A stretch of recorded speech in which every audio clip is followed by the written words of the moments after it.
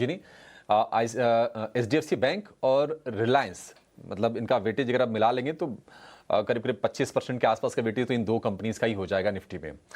ठीक है निमेश जी, फिर स्टॉक्स की बात कर लेते हैं। अब तो स्क्रीन काफ़ी हद तक अच्छी दिख रही है। गिरावट जो रह गई है निफ्टी की वो 80 अंकों के आसपास की, 90 अंकों के आसपास की है। निफ्टी बैंक 100-125 अंकों के आसपास की नरमी है। स्टॉक्स में आपको मौके कहां पर दिख रहे हैं?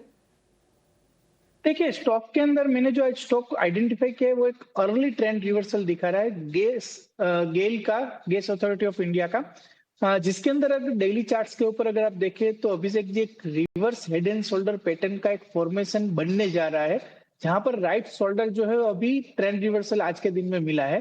तो अगर ये यहाँ से बनता है तो यहाँ से राइट शोल्डर कंप्लीट होगा और स्टॉक के आने वाले दिनों में एक अच्छा मोमेंटम देखने को मिलेगा। तो फिलहाल मेरा मानना है कि रिस्क और ratio bulls point of view से काफी फेवरेबल है। तो गैस अथॉरिटी ऑफ इंडिया के अंदर, गेल के अंदर मैं बाय रिकमेंड करता हूँ। 182 183 के आसपास अगर मिलता है तो अच्छा रहेगा एंट्री पॉइंट। अभी ये प्राइस से भी बाय कर सकते हैं।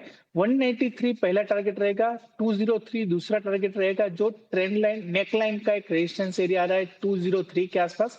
तो मेरा मानना है कि 203 के बाद और भी अच्छा मोमेंटम गेल के अंदर देखने को मिलेगा, पर फिलहाल ये अर्ली पीक है, ट्रेंड रिवर्सल दिख रहा है। तो गैस अथॉरिटी ऑफ इंडिया के अंदर मैं पोजिशनल बेसिस के ऊपर बाय रिकमेंड कर रहा हूँ।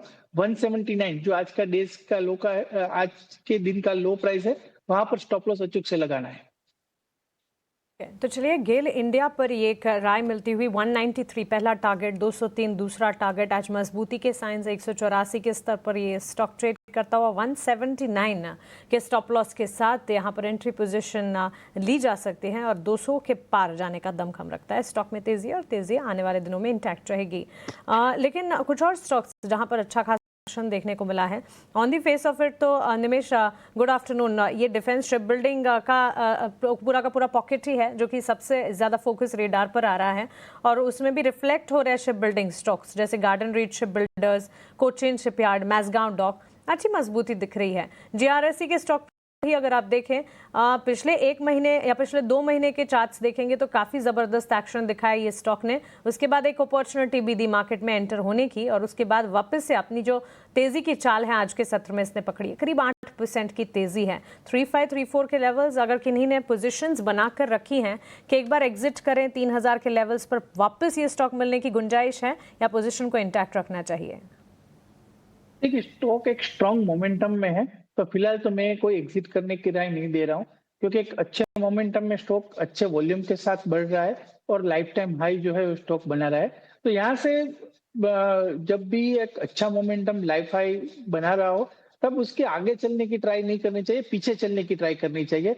इन सिंपल टर्म्स के ट्रेलिंग स्टॉप लॉस की स्ट्रेटेजी यहाँ पर बेटर रहेगी, क्योंकि यहाँ से जब भी लाइफ टाइम हाई बनता है कहाँ पर जाके रुकेगा वो कहना डिफिकल्ट है। जैसे खराब मार्केट के अंदर, गिरावट के अंदर ऑल सपोर्ट्स एरिया जो है वो ब्रेक होते हैं, वैसे ही अच्छे मार्केट के अंदर, अच्छे स्टॉक के अंदर जब मोमेंटम स्ट्रांग होता है, लाइफ टाइम हाई बनता है, तब ऑल रेजिस्टेंस एरिया है वो ब्रेक ही होते हैं। तो यहाँ से मेरी राय रही रहेगी कि यहाँ से आपने अगर किसी ने लोअर लेवल से एंट्री ली है तो यहाँ से स्टॉक के पीछे पीछे चलना चाहिए। और पर्टिकुलरली कल का लो अगर बात करें तो एक अच्छा मोमेंटम हम लोगों ने कल से देखा था जो 3100 के आसपास से था। तो मेरा मानना है कि 3100 के लेवल के नीचे, क्लोजिंग बेसिस के नीचे का एक स्टॉप लॉस थोड़ा दूर है, क्योंकि स्टॉक ऑलरेडी 2 दिन में रन अप कर चुका है। तो यहाँ से 3100 का स्टॉप लॉस लगा के स्टॉक के अंदर बने रहना चाहिए। और ऊपर में जिस तरह से मोमेंटम बन रहा है, मेरा मानना है 3900 तक के लेवल तो आराम से ये स्टॉक दिखा देगा। इंटैक्ट रखें। स्टॉक में अच्छी खासी तेजी है और ये तेजी की दौड़ जारी रहेगी। 3900 तक के लेवल्स भी एंटिसिपेट किए जा रहे हैं। इन स्तरों को वॉच आउट करेंगे। इन स्तरों पर पहुंचने पर फिर से रिविजिट जरूर करेंगे। तेजी की चाल लगातार स्टॉक में कन्वेक्शन बढ़ता हुआ। इसके अलावा ट्रेंड के स्टॉक पर भी और साथ ही BEL पर भी निवेश आपसे टेक जानना चाहेंगे।